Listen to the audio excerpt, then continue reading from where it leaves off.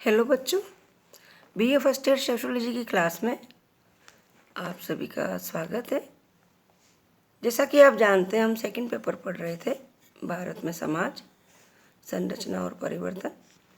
पिछली क्लास में हमने भारतीय समाज में परंपरागत जाति व्यवस्था में आ रहे परिवर्तनों के कारणों के बारे में पढ़ा था। आज हम पढ़ेंगे कि वर्तमान समय में भारतीय समाज में जो परंपरागत जाति व्यवस्था है उसमें क्या क्या बदलाव आए हैं। तो आइए बच्चों, हम पढ़ते हैं कि वर्तमान समय में परंपरागत जाति व्यवस्था में क्या क्या परिवर्तन आ रहे हैं और क्या क्या बदलाव आए हैं।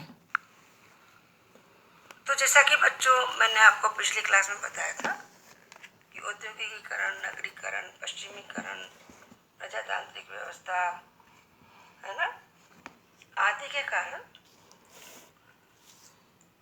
भारतीय समाज में या भारत में जातीय व्यवस्था में बहुत से परिवर्तन आए हैं। ये परिवर्तन क्या क्या हुए हैं वो मैं आपको बताती हूँ विभिन्न बिंदुओं के माध्यम से। पहला परिवर्तन है जाति संस्तरण में परिवर्तन। जैसा कि बच्चों आप जानते हैं, भारतीय समाज में जाति प्रथा के कारण एक संस्तरण पाया जाता है, उच्चता और निम्नता का, है ना, जिसमें सभी जातियों की एक सुनिश्चित स्थिति होती है। लेकिन वर्तमान समय में कई निम्न जातियों ने संस्कृतिकरण और राजनीतिक सत्ता प्राप्त करके अपनी सामाजिक स्थिति ऊंची उठाई है ना। और आज निम्न जातियों के लोग भी समाज की उच्च जातियों के साथ में काम करने लगे हैं, एक साथ उठने बैठने लगे हैं, खान पान करने लगे हैं, है ना। इस प्रकार से निम्न जातियों की भी सामाजिक स्थिति थोड़ी ऊंची उठी है। फिर नेक्स्ट बदलाव जो दिख रहा है वो ये है कि खान पान के प्रतिबंधों में शिथिलता। जैसा कि बच्चों आप जानते हैं कि परंपरागत ग्रामीण जाति व्यवस्था में खान पान से संबंधित भी निषेध थे, प्रतिबंध थे, और ये निश्चित होता था कि कौन सी जाति किस जाति के यहाँ पे भोजन करेगी और किस जाति के यहाँ पे पानी पिएगी या पी सकती है या नहीं पी सकती है। इस प्रकार का पहले निश्चित होता था।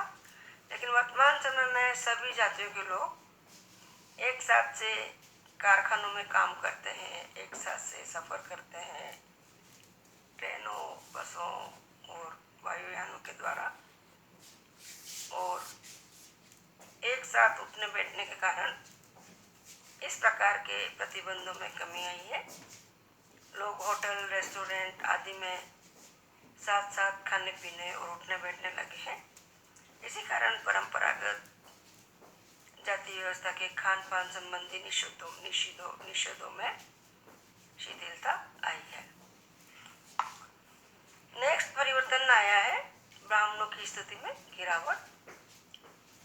जाति व्यवस्था में पहले ब्राह्मण को सर्वश्रेष्ठ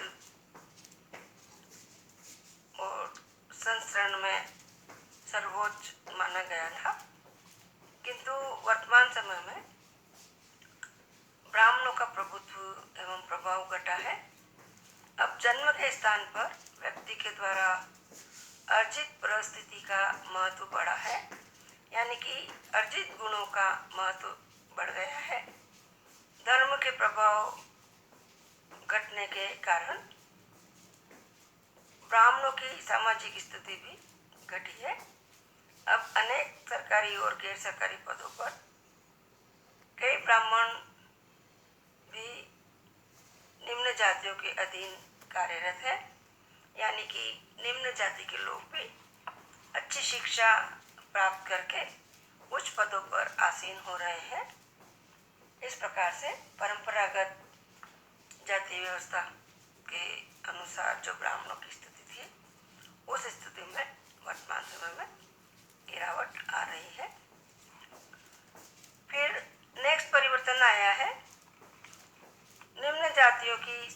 सामाजिक धार्मिक योग्यताओं में परिवर्तन। जैसा कि बच्चों आप जानते हैं कि आज के समय में कई धार्मिक सामाजिक आंदोलन और कानूनों ने अछूत और निम्न जातियों की दशा सुधारने के लिए और इनके कल्याण के लिए कई सारे प्रयास किए हैं। इसी कारण से आज कई सामाजिक, आर्थिक, धार्मिक और राजनीतिक तथा शैक्षणिक सुविधाएं निम्न जातियों को प्राप्त है, जो पहले नहीं थी। जातियों के बीच पाए जाने वाली छुआछूत भी वर्तमान समय में दूर हो रही है। मैं पहले आपको बता चुकी हूँ कि औद्योगिकीकरण, नगरीकरण, इसके कारण ये बदलाव दिखाई दे रहा है। फिर नेक्स्ट बदलाव आया है विवाह संबंधी प्रतिबंधों में परिवर्तन। पुराने समय में ग्रामीण जाति व्यवस्था में एक व्यक्ति अपने जीवन साथी का चुनाव अपनी जाति में करता था। यहाँ तक कि नगरों में भी जाति व्यवस्था में ऐसा ही होता था कि व्यक्ति अपनी जाति में विवाह करता था। किंतु वर्तमान समय में अंतरजातीय विवाह भी होने लगे हैं और गोत्र और प्रवर के बंधन भी लचीले हुए हैं। फिर नेक्स्ट बदलाव आया है जन्म के महत्व का घटना। जाति व्यवस्था में व्यक्ति का संबंध जन्म से होता है, यानी कि जिस व्यक्ति का जन्म जिस जाति में होता है, मृत्यु पर्यंत तक व्यक्ति उसी जाति का सदस्य कहलाता है। चूँकि जाति एक बंध वर्ग है, यानी इसको परिवर्तित नहीं किया जा सकता। एक बार व्यक्ति का जन्म जिस जाति में हो जाता है, जिंदगी भर वो उसी जाति का व्यक्ति कहलाता है। लेकिन वर्तमान समय में जन्म के स्थान पर व्यक्ति के व्यक्तिगत गुणों एवं अर्जित गुणों का महत्व बड़ा है। जैसा कि प्राचीन समय में जाति व्यवस्था के कारण ही सामाजिक संस्तरण पाया जाता था। ब्राह्मणों को समाज में सबसे उच्च और श्रेष्ठ जाति माना जाता था और ब्राह्मणों को की स्थिति समाज में सबसे उच्च होती थी और व्यक्ति का मूल्यांकन इसी बात से किया जाता था परंपरागत जाति व्यवस्था में कि उसने किस जाति में जन्म लिया है। लेकिन वर्तमान समय में इन सब बातों के स्थान पर या जन्म के स्थान पर व्यक्ति के व्यक्तिगत गुणों का महत्व बढ़ा है, व्यक्ति के अर्जित गुणों का महत्व बढ़ा है कि व्यक्ति ने चाहे किसी भी जाति में जन्म लिया हो, भारतीय संविधान के समक्ष सभी व्यक्ति, सभी जातियां बराबर है और सभी को समान अधिकार प्राप्त है, समान व्यवसाय, समान रोजगार प्राप्त करने का, समान शिक्षा का।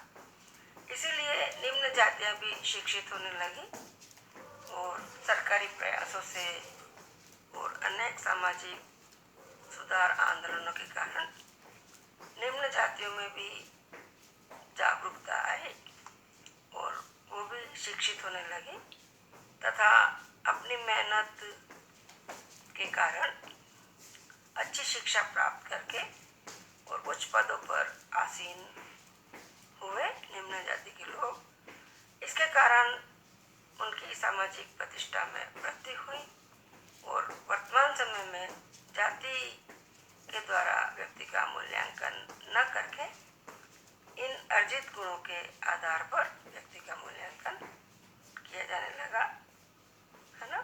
तो इस प्रकार से देखा बच्चों आपने कि वर्तमान समय में भारत में परंपरागत व्यवस्था में बहुत सारे नए परिवर्तन दिखाई दे रहे हैं।